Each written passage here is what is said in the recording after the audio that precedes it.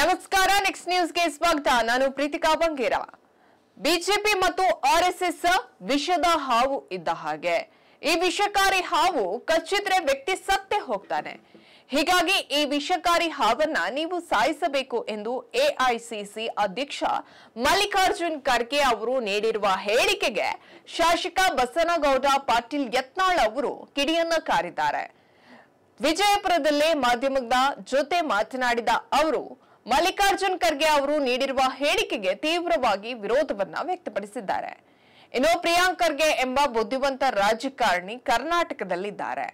ರಜಾಕರು ಮುಸ್ಲಿಮರಲ್ಲ ಎಂದು ಹೇಳ್ತಾರೆ, ಅವರೇನು ಲಿಂಗಾಯತರ ಎಂದು ಅವರು ಪ್ರಶ್ನಿಸಿದ್ರು.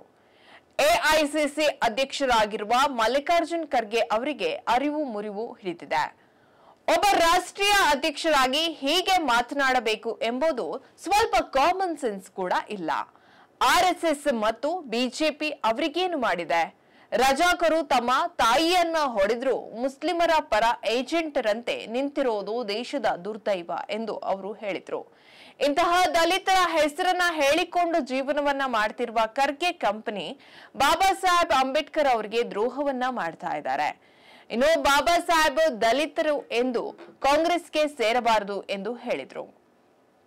ಕಾಂಗ್ರೆಸ್ ಒಂದು ವಿಷದ ನಾಗರ ಹಾವು, ಅದು ದಲಿತರನ್ನ ಉದ್ಧಾರ ಮಾಡೋದಿಲ್ಲ ಎಂದು ಅವರು ಹೇಳಿದ್ರು. ಆದ್ರೆ ಖರ್ಗೆ ಅವರ ಇದರ ಉಲ್ಟಾ ಹೇಳಿರೋದು ಅವರು ಅಂಬೇಡ್ಕರ್ ವಿರೋಧಿ ಎಂಬುದನ್ನ ಪ್ರೂವ್ ಮಾಡಿದ್ದಾರೆ ಎಂದು ಶಾಸಕ ಬಸನಗೌಡ ಪಾಟೀಲ್ ಯತ್ನಾಳ್ ಅವರು ವಾಗ್ದಾಳಿಯನ್ನು ನಡೆಸಿದ್ದಾರೆ. ಹೆಚ್ಚಿನ ಅಪ್ಡೇಟ್ಗಾಗಿ ನೋಡ್ತಾ ಇರಿ ನೆಕ್ಸ್ಟ್ ನ್ಯೂಸ್ ಕನ್ನಡ. ವಂದನೆಗಳು.